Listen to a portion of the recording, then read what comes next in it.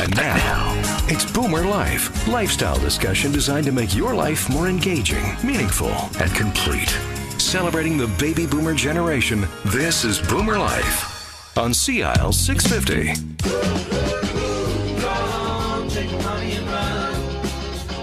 And welcome to Boomer Life on CIL 650. I'm Joanne Sutton. A well-thought-out plan for your financial future is an integral part of building the life that you want for both yourself and for your family. On Boomer Life today, we're talking about your financial future with Jim Doyle, Senior Financial Consultant with Investors Group Financial Services, Inc. Jim, thanks for joining us and Happy New Year. Thank you. So here we are, 2016, the end of the year, always serves as a good reminder to take stock of your finances and your monetary goals. Best practices suggest continually reviewing throughout the year to ensure you remain in good shape. So let's start the year off by asking 7 money questions that you need to be asking yourself every year without fail. And question number 1, Jim? Well, Happy New Year, Joanne. Let's start with a big one.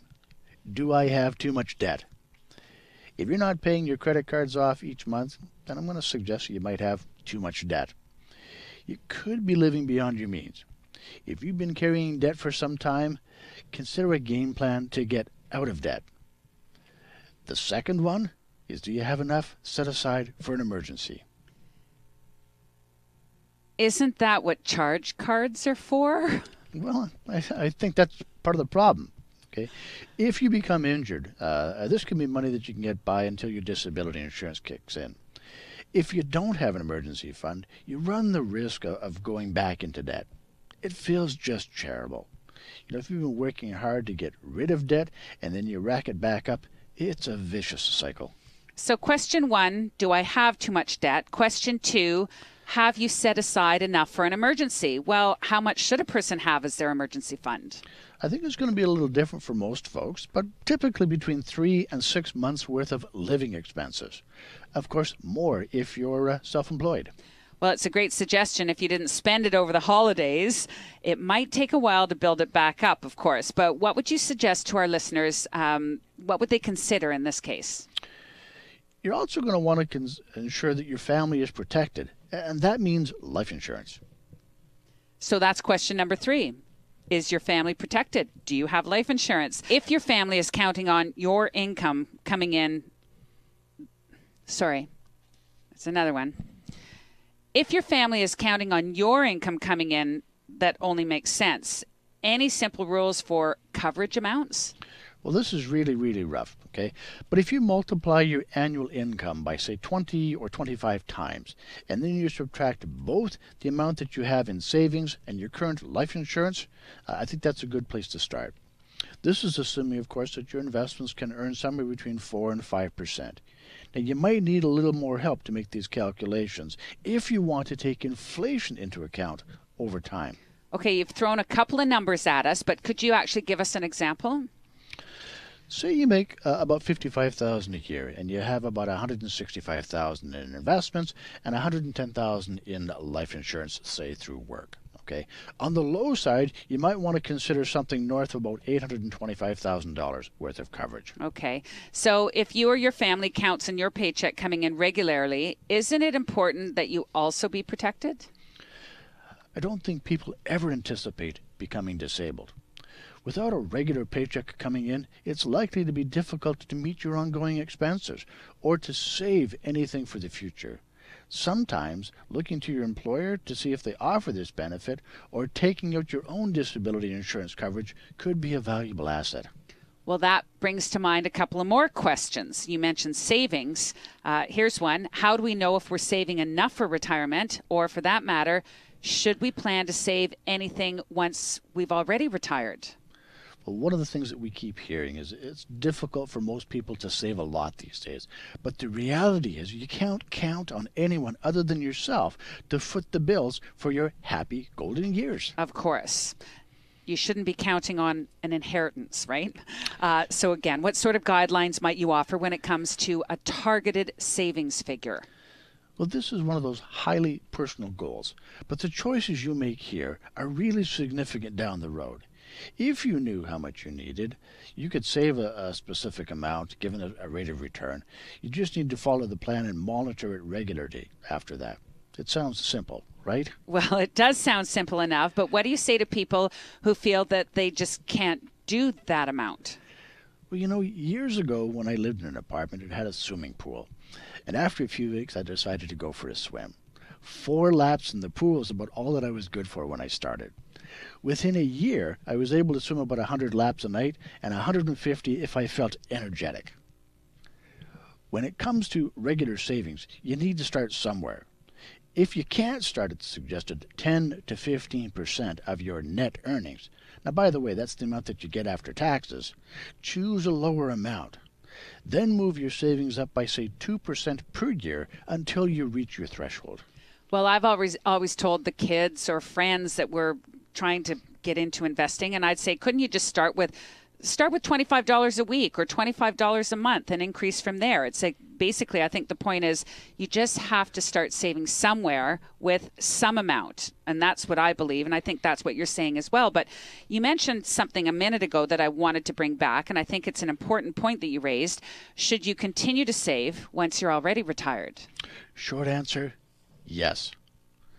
Once you're retired, you should plan to put aside a small amount of what you've got coming in and to save that for the long term.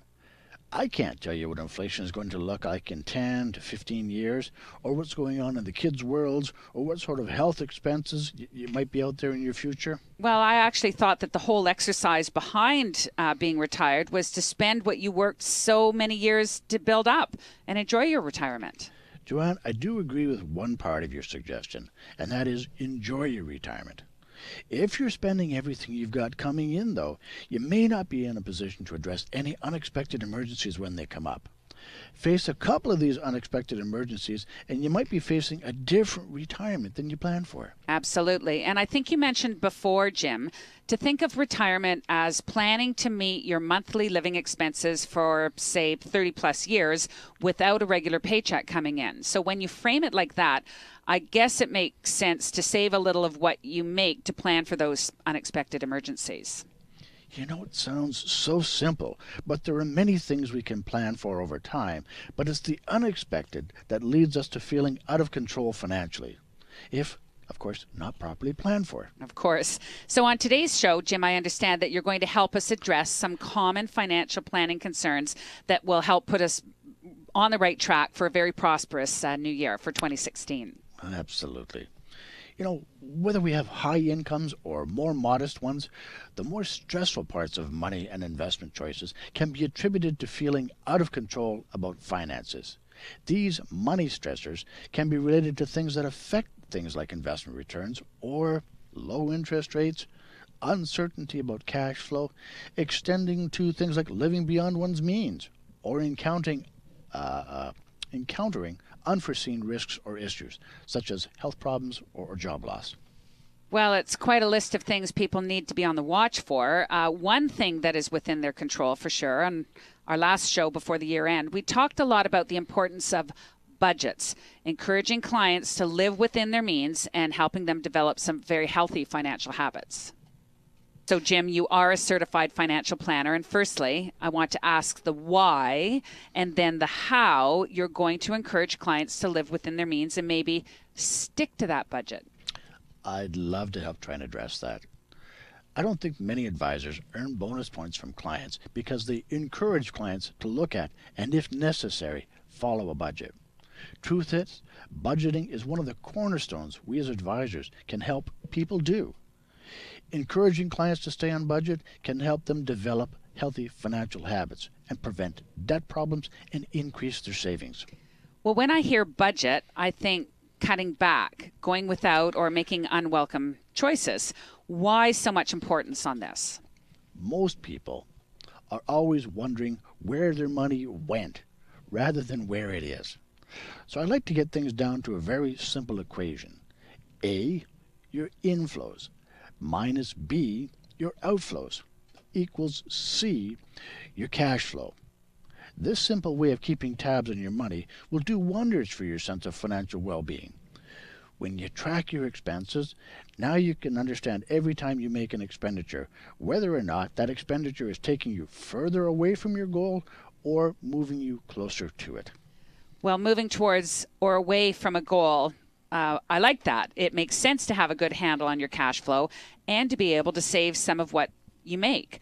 So with today's seniors not only living longer, they're also living more active lifestyles in retirement. So it probably doesn't hurt to have a little more saved for some fun later on. Joanne, we keep hearing concerns about a coming retirement crisis in the media, and some of this is well-founded. Planning for longevity is one of those challenges. The other is how fearful people are of outliving their money in retirement. And this isn't just for people of limited financial means. Even those who have built wealth are carrying this stress because they don't have a game plan that looks into the future. Well, it's a pretty daunting picture. Do you have any easy solutions? Easy? Well, start saving earlier or plan to work longer. A little more of a reality check than I think most of our listeners would like to hear right now. Listen, bridging the sizable gap between retirees' income needs and their meager nest eggs is going to take some planning. New York Life Insurance Company recently surveyed a number of retirees between 62 and 70 with investable assets, revealing that nearly half of them wish they had retired sooner, with the sweet spot being 4+ years sooner than they actually retired. So what I think I'm hearing is that if given the opportunity, retirees would want 4 to 5 years at the front end of their retirement. That's right. The survey continued by adding that sadly, for many aging baby boomers nearing their traditional retirement age, dreams of a golden age of leisure may be a fading fantasy. Confidence they have sufficient savings to last their retirement is falling. Also of note, 6 of 10 boomers admitted making no preparations for future cognitive issues such as documenting their financial affairs and recording their wishes. Well, these numbers suggest that uncertainty is creeping in and more baby boomers are doubting their ability to make their savings last. Was there any good news in this survey? Oh, I think I like this part. Currently, nearly 9 in 10 boomers who plan for retirement with the help of a financial professional, say they feel better prepared as a result of their advisor's help. Well, we're starting a new year, and I think most of us want to start the new year on the right foot financially. If uncertainty is creeping in and you count yourself among those doubting your ability to make your savings last, well, maybe it's time you give Jim a call. Here, we're going to give you his number right now. You can reach him at 604-682-5431. You are listening to Boomer Life on CL 650. I'm Joanne Sutton, and today we're speaking with Jim Doyle, Senior Financial Consultant with Investors Group.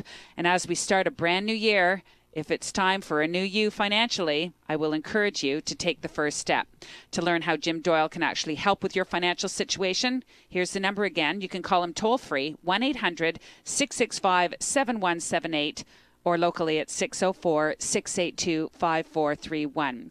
Still keeping those New Year's resolutions? Still more to come with Jim Doyle on making budgets work for you and making your money last. That's all next on Boomer Life on CL 650. Celebrating the baby boomer lifestyle. This is Boomer Life on CL 650.